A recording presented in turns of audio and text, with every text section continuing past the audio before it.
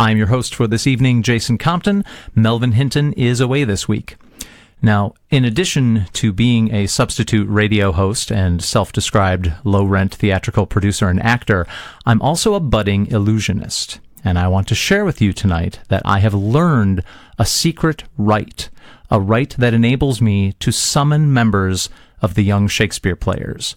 Now, I have to keep it secret by keeping the somatic component, that's the gestures, to myself, because this is radio, but I can tell you that the verbal component is for me to say Nicholas Nickleby 3 times. Nicholas Nickleby, Nicholas Nickleby, Nicholas Nickleby. And I am joined in the studio now by 3 members of the Young Shakespeare Players. It worked.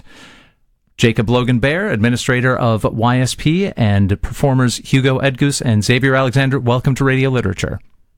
Thank you. Thanks for having us on tonight. And thank you for indulging me in my stupid spell. It's always a pleasure to think about Nicholas Nickleby. That's why I picked it. I know it has a special place in YSP lore, as does Hamlet, which was YSP's very first production some 39 years ago, and is also opening tonight at the YSP Theater. Jacob, can you give the kind of capsule history of what Hamlet means to YSP? Well, it was the very first play that we did back in 1980. Richard DePrima, who founded YSP, decided that he wanted to show people that kids could really do Shakespeare. And the way to do that was to start with Hamlet, because if you could do that, well, the rest isn't so bad. Right, not fooling around. No. And we, as I mentioned, Hamlet is opening at the YSP Performance Space tonight. This is a live broadcast. We are not coming to you through tape delay, but because YSP uses multiple casts, we are able to be joined in the studio by a Hamlet and an Ophelia, just not this evening. Can you talk a little bit about the multiple cast concept?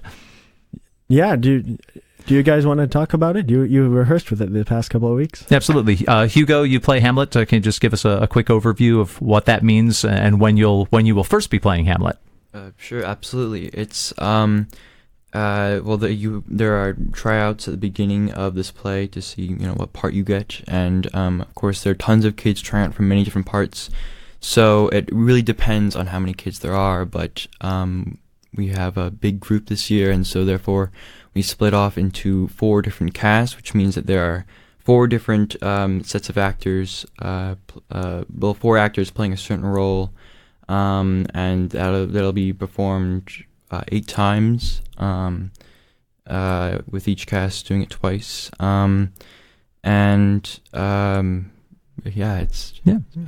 It's a really go ahead, Jacob. It's a very nice part of the rehearsal process, since the Hamlets can help direct each other and the Ophelias can help direct each other. So you have other people in the room who know that role very well and have spent a lot of time with it and can help you direct it, since the whole cast helps direct the show, and having your counterparts in the room is a important part of that process. It's also a side product of the fact that YSP doesn't turn anyone away. Everybody who tries out gets a substantial speaking role, and because we sometimes have a lot of people for a play that doesn't have all that many roles, we have multiple casts of it. Yeah, that's a unique and distinctive part of the YSP culture.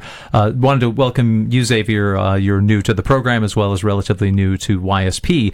You are the Ophelia that's paired with Hugo's Hamlet, is that correct? Yes. Okay, and relatively new to YSP.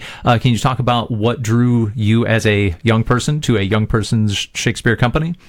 Well, I had been in a couple of small plays with other places, but I heard about YSP through my parents, and they signed me up, and I came in, and it was a great space.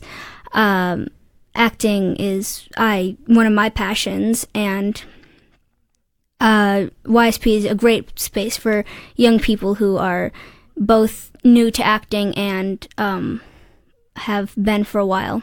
Yeah, it really is a very distinctive space to see a show in. Definitely encourage people to give that a try. Now, having brought a Hamlet and an Ophelia to the studio, we would be remiss if we didn't talk about one of their sort of biggest and best known scenes together. Jacob, can you set up the scene that Hugo and Xavier will share with us tonight? Yeah, or I would like them to do it since they're the experts in it at this point. All right, experts, let's hear the background. Okay, it's Hamlet is he's just received word from his father about how his uncle killed his father, and stole his crown, and married with his mother, who was the queen, and now his uncle is king, and Hamlet is kind of struggling with the reality of the situation, and so he's been pushed to the brink of madness, but not quite over the edge. He's still very sane, and in this scene, I guess he kind of loses it. Would you like to add anything? So Ophelia is brought into this because her father, Polonius, and the king, Claudius, have put together that Ophelia and Hamlet would meet. And basically, Ophelia is kind of distraught because her father works with the king, and she is also in love with Hamlet. So she is pulled in these two different directions, and in this scene, we have an insight kind of on how she is trying to work through this. All right, that's a great preamble. Let's hear the real thing.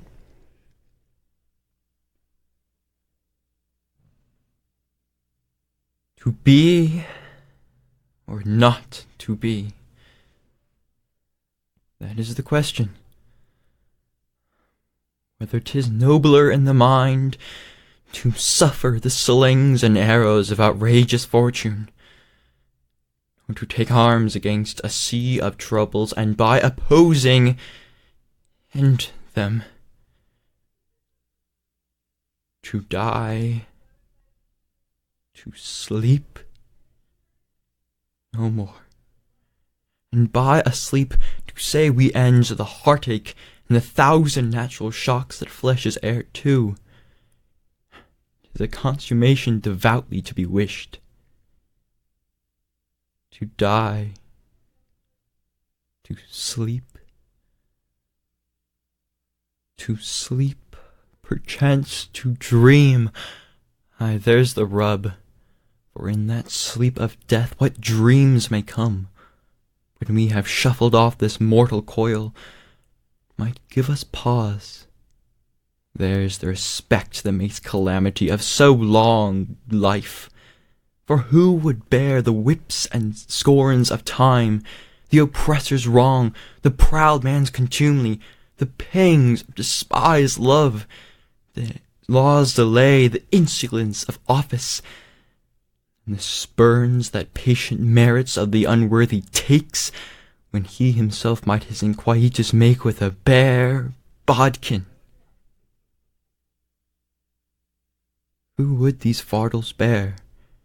To grunt and sweat under a weary life, but that the dread of something after death, the undiscovered country from whose bourne no traveller returns, puzzles the will, and makes us rather bear those ills we have than fly to those we know not of. Thus conscience does make cowards of us all, and thus the native hue of resolution is sicklied o'er with the pale cast of thought, and enterprises of great pith and moment in this regard the currents turn awry, and lose the name of action. Soft you now, the fair Ophelia. Nymph, in thy orisons, be all my sins remembered. Good my lord, how does your honor for this many a day? I humbly thank you. Well. My lord, I have remembrances of yours that I have longed to redeliver. I pray you now receive them. No, not I. I never gave you aught. My honored lord, you know right well you did, and with them words of so sweet breath composed as made the things more rich. Their perfume lost. Take these again, for to the noble mind rich gifts wax poor when givers prove unkind. There, my lord. Ha! Ha! Are you honest? My lord? Are you fair? What means your lordship? That if you be honest and fair, your honesty should admit no discourse to your beauty. Could beauty, my lord, have better commerce than with honesty? Aye, truly. For the power of beauty will sooner transform honesty from what it is to a bawd, and the force of honesty can translate beauty into his likeness. This was sometime a paradox, but now time gives it proof.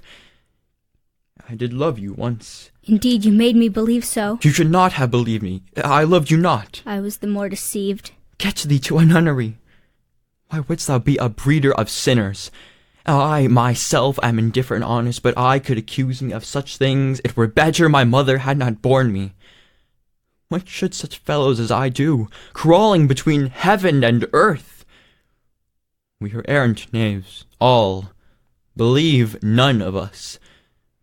Go thy ways to a nunnery. Where's your father? At home, my lord. Let the door be shut upon him, that he play the fool nowhere but in his own house. Farewell. Oh, help him, you sweet heavens! Get thee to a nunnery. Go, farewell. And if thou wilt needs marry a fool, for wise men know well what monsters you make of them. To nunnery, go and quickly too. Farewell. Oh, heavenly powers, restore him! I have heard of your paintings too well enough. God hath given you one face, and you make yourselves another.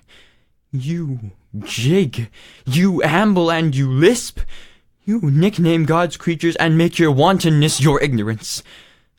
Go to, I'll no more on it. It hath made me mad. I say, we will have no more marriages. Those that are married already, all but one shall live. The rest shall keep on as they are. To a nunnery, go! Oh, what a noble mind is here o'erthrown! The courtiers, scholars, soldiers, eye, tongue, sword. The expectancy and rose of the fair state, the glass of fashion and the mould of form, the observed of all observers quite down.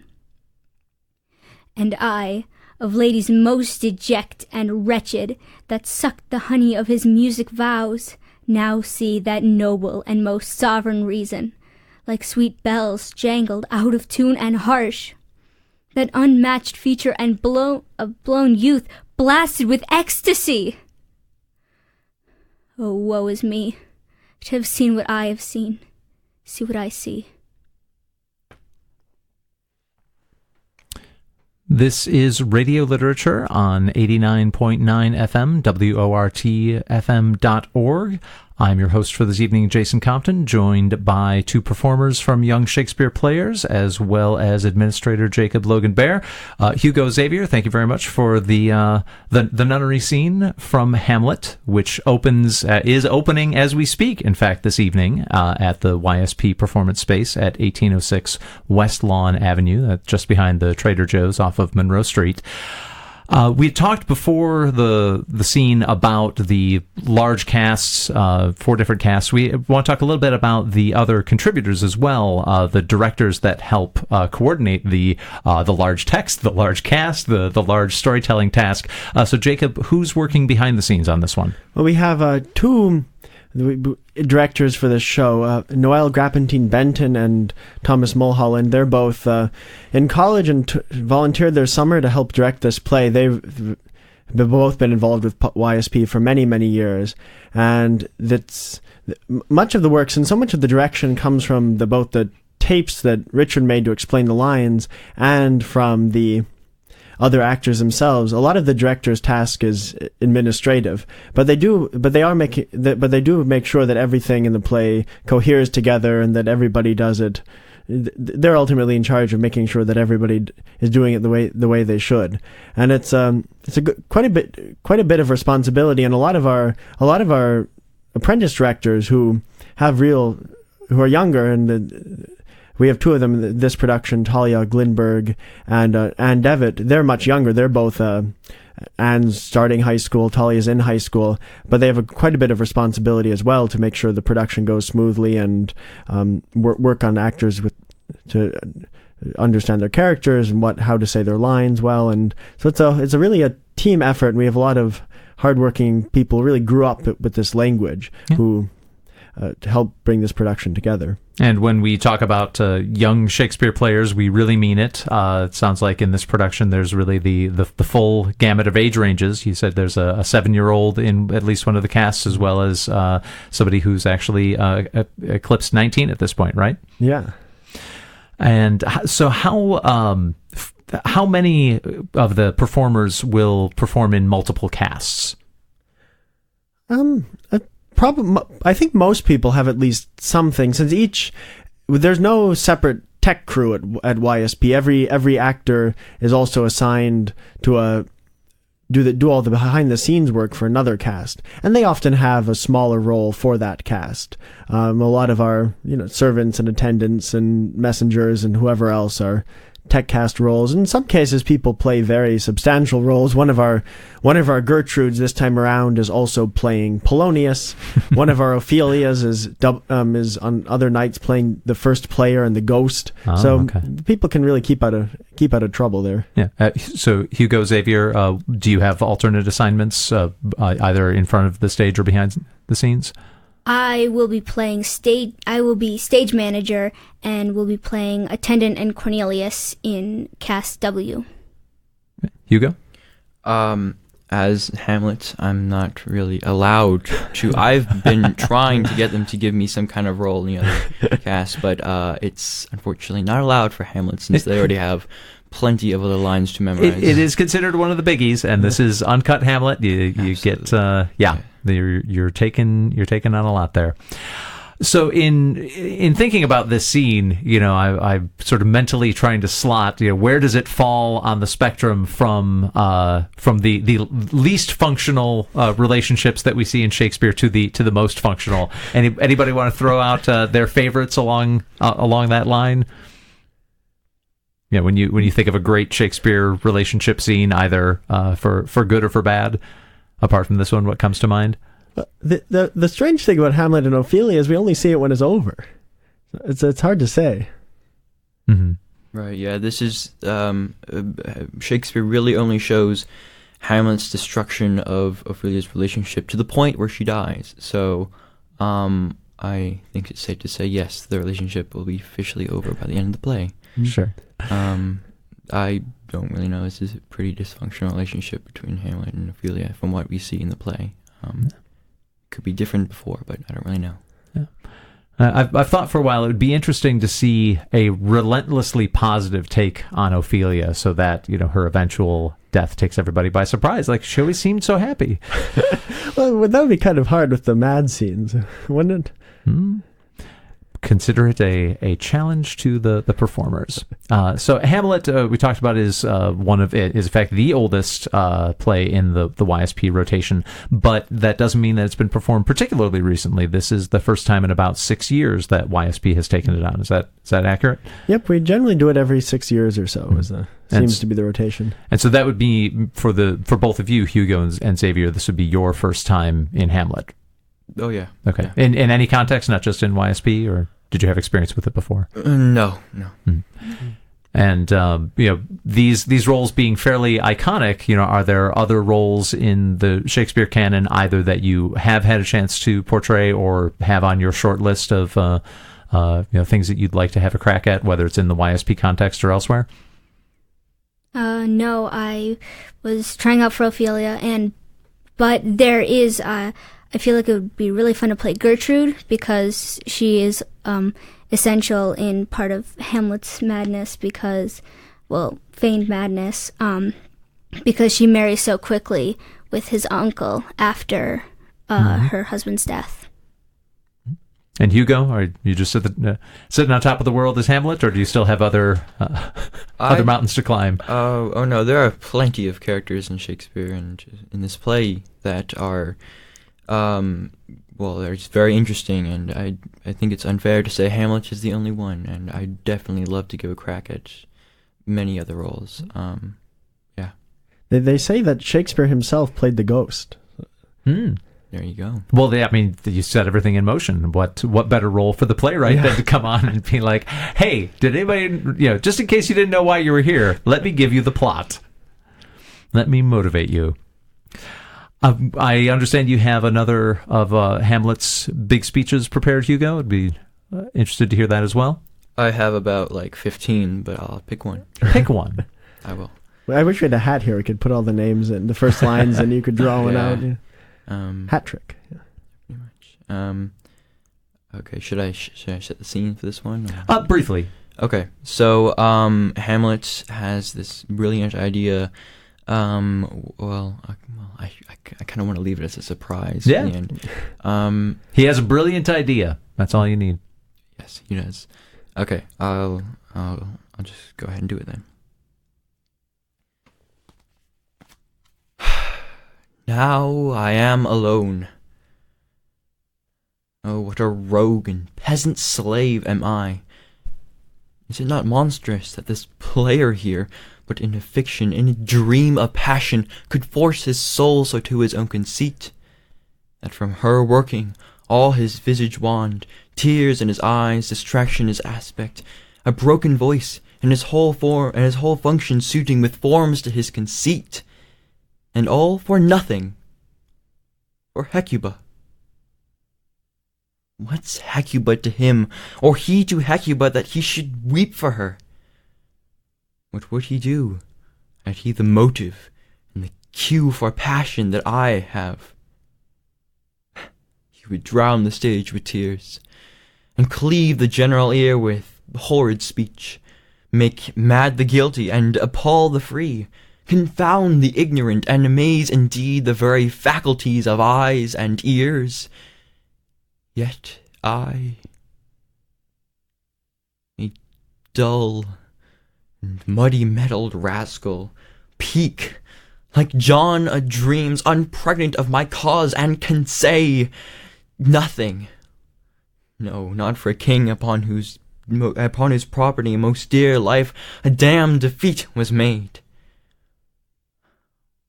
Am I a coward?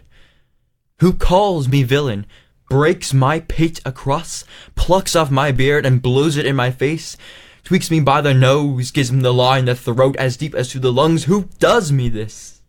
Ha! Swoons, I should take it. It cannot be, but I am pigeon-livered, and lack gall to make oppression bitter. Where this I should have fatted all the region kites with this slave's awful, bloody, bawdy villain, remorseless, treacherous, lecherous, kindless villain! Oh, vengeance! Why? What an ass am I? This is most brave, that I, the son of a dear father, murdered, prompted to my revenge by heaven and hell, must like a whore unpack my heart with words, and fall a-cursing like a very drab scullion. Fie upon its foe, about my brain. I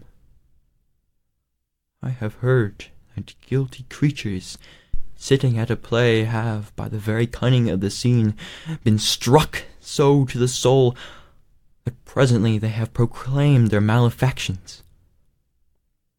For murder, that would have no tongue, will speak with most miraculous organ. I'll have the players play something like the murder of my father before mine uncle. I'll observe his looks, I'll tend him to the quick, if he but blench, I know my course. This spirit that I have seen may be a devil, and the devil hath power to assume a pleasing shape, yea, and perhaps out of my weakness and my melancholy, as he is very potent with such spirits, abuses me to damn me. I'll have grounds more relative than this. The play's the thing, wherein I'll catch the conscience of the king. Thank you for that. And Hamlet will continue at YSP through August 10th. There are 6 p.m. performances on Thursdays, Fridays, and Saturdays, and 1 p.m. performances on Sunday, the 4th and the 11th. We know we've talked a lot about the importance of all the cast members, but if perchance people listening tonight wanted to see your opening night, Hugo and Xavier, which night is that? That will be tomorrow, Saturday. We'll be performing from 6 to 10. Tomorrow or Saturday? Saturday. Saturday is okay. So it'll be a different cast tomorrow night, and then Hugo and Xavier make their opening on Saturday night. Jacob, anything in the near future for YSP? What's next on the horizon that we can share? Well, there's still some coming up. There's a workshop of different scenes from Shakespeare that'll be performing late this month and early next month. It'll all manner of scenes with a mostly adult cast. It's been a while since we've done something like that, but we are this summer. And then this fall, there'll be another Shakespeare play starting. So if you know anyone ages 7 through 18 or thereabouts who'd be interested in joining, go to our website, ysp.org. And what's the first date for that workshop? We are still finalizing those, but it'll probably start the very last weekend of the month, and it will continue on to the first weekend of September. All right, but for the present, Hamlet continues with about half of the remaining performance tonight, and then 7 more performances through August 11th at the Young Shakespeare Players. Is it called? I keep calling it the performance space. The Playhouse. We call it the Playhouse, the YSP Playhouse at 1806 West Lawn Avenue. That's just off of Monroe Street. We've been joined tonight on Radio Literature by YSP Administrator Jacob Logan Bear and performers Hugo Edgus and Xavier Alexander. I've been Jason Compton. I will continue to be Jason Compton here next week when I'm joined by Kathleen Tissett, Director with Sun Prairie Civic Theater. Thank you for joining us tonight